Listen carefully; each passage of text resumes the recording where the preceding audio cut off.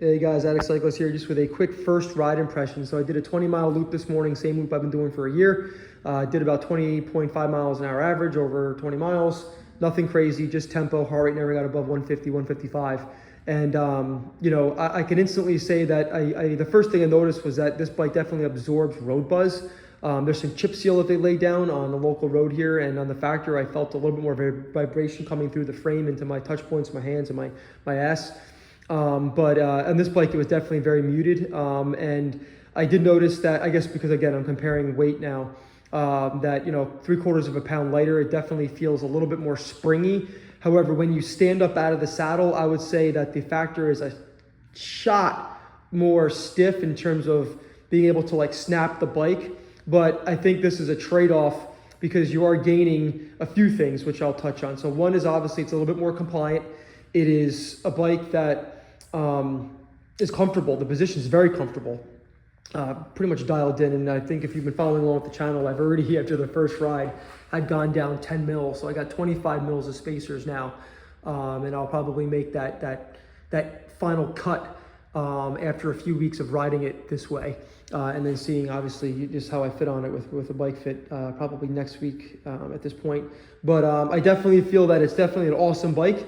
And definitely excited to have something new and to share my feedback, again, being my first Tarmac and coming from the Ostro, which definitely this Tarmac has some big shoes to fill. I would say that, one's not better than the other. They're just different and they do slightly different things a little bit better. But as far as an overall package, I definitely think that you can't go wrong with either two of these bikes. I think that the SL8 might have the slight edge in terms of overall weight.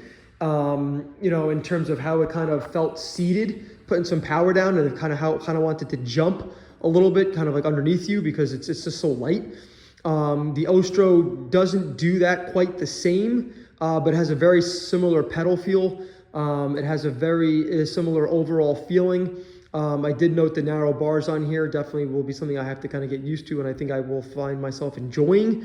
But it's something that I will have to kind of get acclimated to. Riding 42s my whole cycling career here. And again, I think the overall value of this bike is, again, its weight and its ride quality. I think that the Factor is in my opinion, is in the likes of like a Dogma or a Colnago or a very boutique, top tier premium brand where they're running the top best carbon, stuff that the industry doesn't basically use because of the larger mass production brands like the Dogma 1100, 1200. That they use on Pinarello, and then you've got the Factor has this Nippon graphite stuff that nobody else uses in the industry. So again, they're all going to ride a little bit differently here, but just comparing the Factor Ostro, which I basically feel is the benchmark for me personally because it's the best bike that I've ever owned.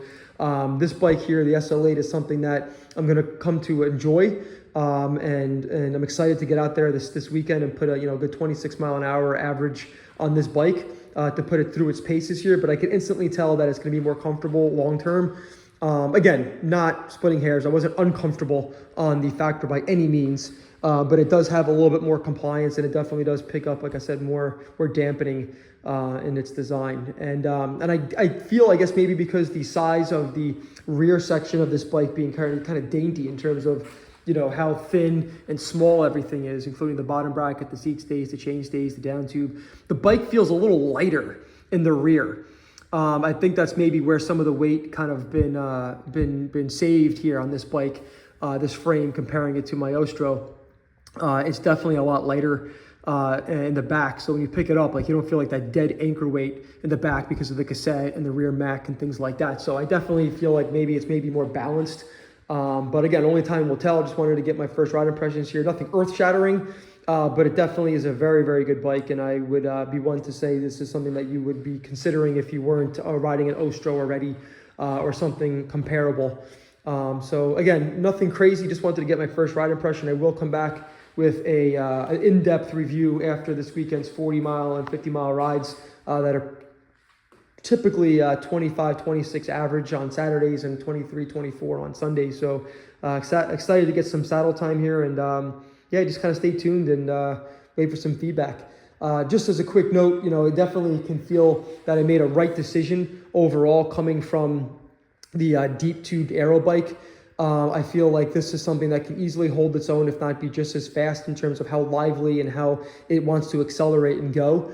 So I definitely feel like I made a good decision here. And I think that the market is going to be kind of steering its way to these all-arounder bikes that are light and taking advantage of certain tube profiles, especially at the front, because again, the most important area of the front of the bike, is the handlebars, the head tube, and the leading front wheel here, and how it kind of integrates with the frame and the tire at that point here. So again, a lot of the magazines always test the bikes, or the certain bikes test the frames and the wind tunnel. But again, as you put legs here and a rider on it, a lot of this area here becomes very turbulent. So these deep, chunky down tubes are really not needed anymore based on the data, right? So yeah, if you're testing the bike by itself, yes, but when you introduce a rider, right, because riders ride bikes, then all of a sudden, those larger aero gains start to fade away in that area, and you don't need to put as much weight. And again, when you're using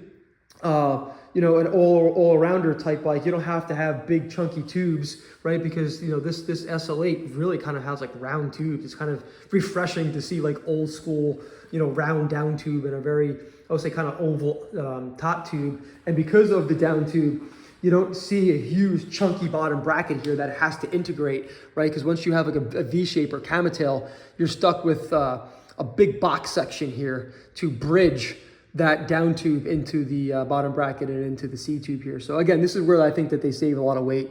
They always said that there was an Atheos in the back and a Tarmac Venge up front. So I hate to use that analogy, but I guess that's probably the closest thing that I could say and compare it to. So just wanted to get that on film here. And if you have any questions, shoot me in the comments. Appreciate all the comments and the chat going on here on the other 2 or 3 videos. So keep it coming. Thanks.